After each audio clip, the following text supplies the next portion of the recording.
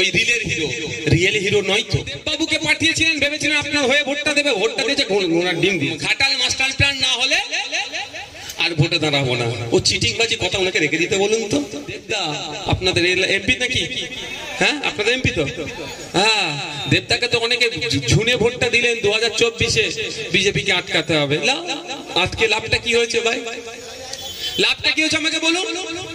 পার্লামেন্টে বিজেপি থাকলে ওর পক্ষে ভোটটা দিত, ভোটে ওয়াকাফ আইনে।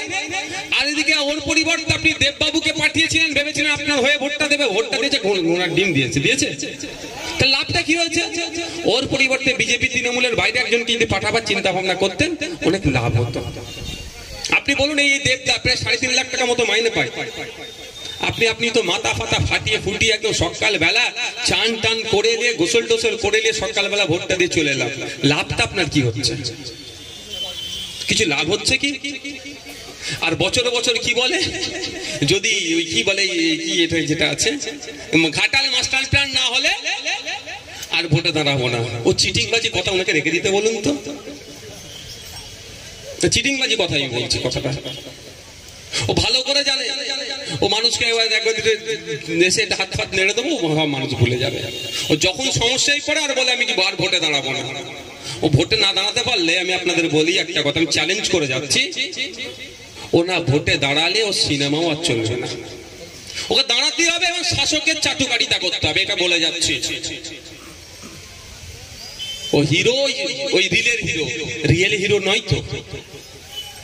কালকে যদি অন্য কোন দল আসে আপনাকে বলে রাখছি মিলিয়ে নেবেন। এখানে এই পাঁশকুড়াতে এখানে এসেছি, আমার কোনটা রেকর্ড রাখুন ভিডিওটা।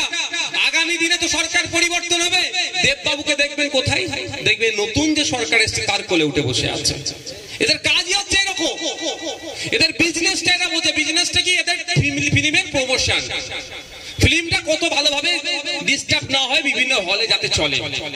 দেববাবু যদি এখন শাসকের বিরোধিতা করে অন্যান্য হল মালিককে যে বলবে ফিল্ম চালাবি না, তাহলে দেববাবুর ফিল্ম ডাউন হবে। ওর দরকার নেই বাবা, আমি 3.5 লাখ টাকা এমনি মাসে পাবো, আমার ফিল্ম আমার তরতরিয়ে চলবে। ওদের কথা ভরসা করে আপনি মানে ব্যাঙের বাসায় বে করে খাল কাটালে হবে? কবে ব্যাঙ পিচ্ছাপ করবে তার পুকুর ভরবে ভাবলে হবে ভাই? আপনাকে আপনার প্রতিনিধি তৈরি করতে হবে। এবার এই আপনার প্রতিনিধি কি শুধু মুসলমান করলে হয়ে যাবে? কি মনে হয়? হ্যাঁ মনে হয়? অনেকে বলে, আমি ক্লিয়ার করি একটা, অনেকে বলে যে মুসলমান দরকার, এবার ভালো একটা মুসলমান দরকার। লাভ কি হবে? হ্যাঁ ফিরাদ হাকিম কি ভাই নাম কি? এই ধর্ম কি বলেন? সিদ্দিকুল্লাহ চৌধুরী। আর নামগুলো বলবো? লজ্জা দেবো কাউকে নাকি? লাভ কি আছে ভাই? লাভ কি আছে? মুর্শিদাবাদের মতো জেলাতে বসে মুখ্যমন্ত্রী, যেখানে পিছনে এমপি এমএলএ গুলো ওই খালিলুর রহমান থেকে শুরু করে আবু তাহের থেকে শুরু করে কতজন আছে, আমিরুল ইসলাম থেকে শুরু করে বসে সেখানে বলছে এখানে ওয়াকফ নিয়ে আন্দোলন করতে দেব না, চুপ করে বসে আছে। ও নামলে লাভ কি হবে ভাই? আর একই ভাবে বলছি, আমি আপনাদের একটা জিনিস ক্লিয়ার করতে চাই। প্রসঙ্গ ছিল অন্য, এই পূর্ণ প্রসঙ্গে চলে এসেছি। ওই মুসলমান হলে মুসলমানদের উপকার হবে এই আশা ভুলে যান। আদিবাসী বিধায়ক হলে আদিবাসীদের লাভ হবে এই আশা ভুলে যান। দলিত হলে দলিত মানুষের ভালো হবে এই আশাও ভুলে যান। আমি তো বিধানসভার একজন সদস্য, আর ভিতরে কি হয়তো আমি আপনাদের থেকে একটু বেশি জানবো। যদি টিভি থাকতো, লাইভ চলতো, তাহলে আপনারা জানতে পেরে যেতেন কি হচ্ছে না হচ্ছে। টিভি নাই, সমস্যা আপনারা জানতে পারছেন না। পশ্চিমবাংলার বিধানসভায় 18টি এসটি কমিউনিটির রিজার্ভ সিট থেকে এমএলএ যায়, মানে আদিবাসী সমাজ থেকে 18টা বিধায়ক বিধানসভার মধ্যে যায়, তারা আদিবাসী সিট থেকে নির্বাচিত হয়ে যায়। তারা গিয়ে তাদের কাজ কি? আদিবাসী সব থেকে বেশি করা ভাই, স্বাভাবিক ভাবে।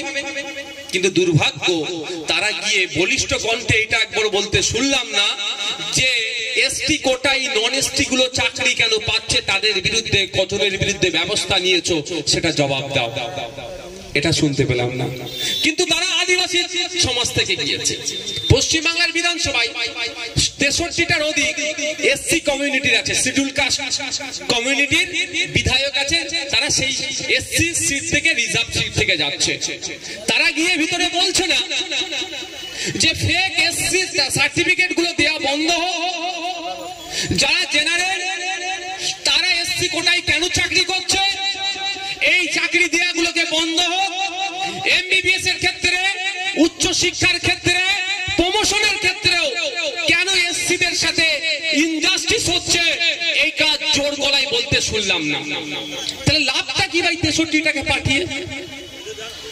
আর এদিকে বলুন ফিরহাদ হাকিম, সিদ্দিকুল্লাহ চৌধুরী, গোলাম রব্বানী, সাবিনা ইয়াসমিন, আর নাম বলে শেষ করা যাবে না, 43টা আছে, 43টা আছে। তারা একবারের জন্য বলল না যে সংখ্যালঘু মুসলমানদের 2011 সালের আগে 100 জন সরকারি কর্মচারী থাকলে 4 জন ছিল মুসলমান, আর 2025 সাল দাঁড়িয়ে 100 জন সরকারি কর্মচারী থাকলে একজনকে আর মুসলমান কেন খুঁজে পাওয়া যাচ্ছে না? এটা বাড়ানো দরকার, 4 থেকে বেড়ে 8 হওয়া দরকার, বরঞ্চ কমে 1-এর নিচে নেমে গেল কেন? এর জবাবটা চাইছে না। তাহলে মুসলমান দিয়ে লাভ কি হবে ভাই? আদিবাসী দিয়ে লাভ কি হবে? হিন্দু দিয়ে লাভ কি হবে? লাভ কি করতে হবে? মানুষের মতো জনপ্রতিনিধি তৈরি করতে হবে। যেখানে পার্লামেন্টে যাওয়ার দরকার ছিল দেববাবুর, পার্লামেন্টে দাঁড়িয়ে ধর্মনিরপেক্ষ ভারতবর্ষের এই বিভিন্ন আর্টিকেলের উপরে, আর্টিকেল 14, 15, 25, 26, 29, 300 and 300 বাইয়ে এই আইনগুলোর উপরে সরাসরি ভাবে আঘাত দিচ্ছে এই অকাপ সংশোধনী আইন। এর প্রতিবাদ করা দরকার ছিল দেববাবুর পার্লামেন্টে দাঁড়িয়ে, তা না করে উনি কোথায় ছিলেন? হয়তো দেখুন শুটিং করতে ব্যস্ত আছে।